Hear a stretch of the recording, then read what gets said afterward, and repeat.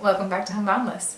Today we are making a Gunne Sax inspired spring dress filled with cute little bunnies and chicks, or a Bunne Sax dress. And I don't know if you're ready for how cute this is. It's so cute. As a basis, I use the vintage pattern that I used for my daughter's Gunne Sax dress. The pattern itself comes with a longer option, which I used for the Christmas dress, and a shorter option. So today I'm using the shorter option, and it doesn't come with a sleeve difference. There's either long sleeves or no sleeves. So we're just gonna cut them and make them shorter. Now I wanted this to be similar to my Gunne Sax dress, but I didn't want to make the same dress. I don't like making the same thing over and over again. That's very boring to me.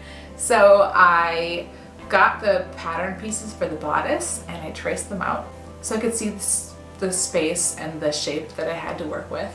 And then from that I traced on what I would like it to look like. I wanted this to be a little more princessy, a little more fairy tale.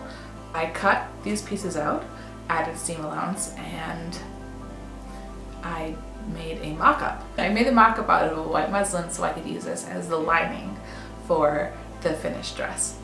And I had my daughter try it on, and I was curious to see if we could get away without any closures. Her Gunne Sax dress has a zipper in the back, which does cut down on how much she wants to wear it. And I feel her, because I put a zipper in the back of this thing, and today was the first day that I was able to zip up on my own, and it does really it does put a roadblock into getting ready, into wanting to wear it, because I need to film, I need to put this dress on, but I'm gonna need help to do that, and I don't like not being able to be independent. The child likes to be independent, so we're gonna try and get away from having to add any back closures. It was tight, she made it work. I had to teach her how, she had to learn how to put a dress on like a t-shirt, and I think she's nailed that now. She's able to get her dress on herself today perfectly. Just help with tying the bow in the back, because that's another skill that women learn as they grow older. How to tie a bow in the back, how to zip up your own zipper. Once I had the bodice mock-up, I tried to figure out what I wanted to do with my prints. I ordered a 1/4 yard of the two contrasting fabrics that I was wanting to put with this body fabric, but I think that was a mistake. I think I needed to do at least a 1/2 yard of one, because it wasn't quite enough. I ended up having to use the bunny fabric for the back of the bodice, where it would have been nice to have the same fabric all the way through, so it really looked like the skirt was the skirt. And also, I think I wanted to have the tie the same color as the side pieces, so this would have been purple, but there wasn't enough purple left. I think I ended up with about this much scrap of the yellow fabric, so it was tight. In fact, I couldn't use the bottom bands as per the pattern pieces because I just didn't have enough fabric to get the bands. What I ended up doing for the bottom contrast piece is I just cut strips of, I think I used 3 inches, because that seemed like it'd be just enough to give me the look that I wanted whilst giving me enough fabric. So I cut those little strips, and oh, there's no purple fabric left. It was a lot. And because the band pieces curled, they had like a, and I was cutting strips because I didn't have enough fabric. I ended up running them through the ruffler to give them a little more body and a little more curve.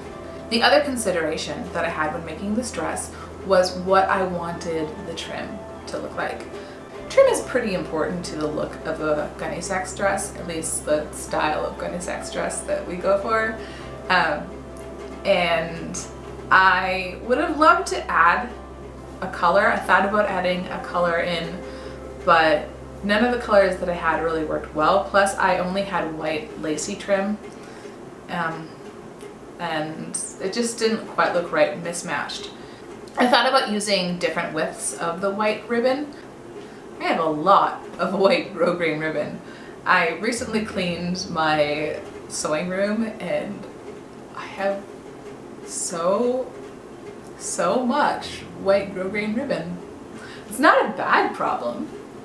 I think of all the colors, like, it will get used the most, but there's a lot to play with, which is good, I placed the white lace trim and the white grosgrain ribbon on the sleeves and on the bottom of the dress and around the neck, and then we just have plain grosgrain ribbon down the princess seams, but it needed something in the middle. So I thought about adding like the laces, make it look like a Rapunzel dress.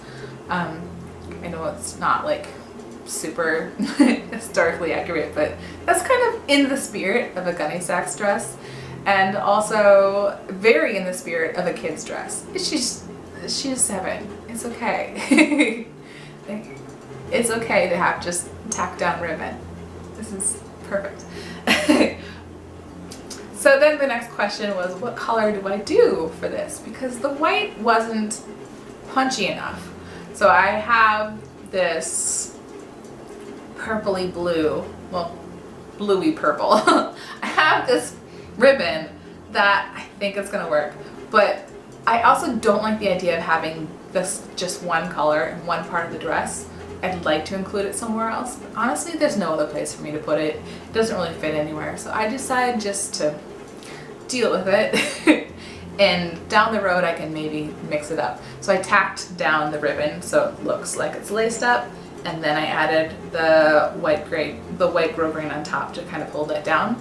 And it was a bit floppy and I thought it would be okay, but even having the child try it on, I'm like, unless she stands up straight, like the dress kind of falls and like everything looks loose. So I went through and I hand tacked down the ribbon so that it would look tight.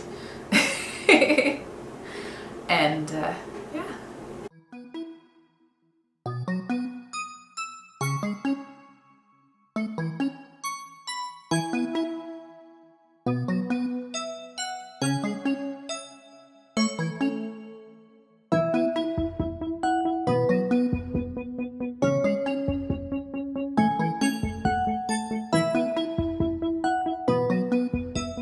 It turned out really cute. Very princessy, like fairy tale, and very spring.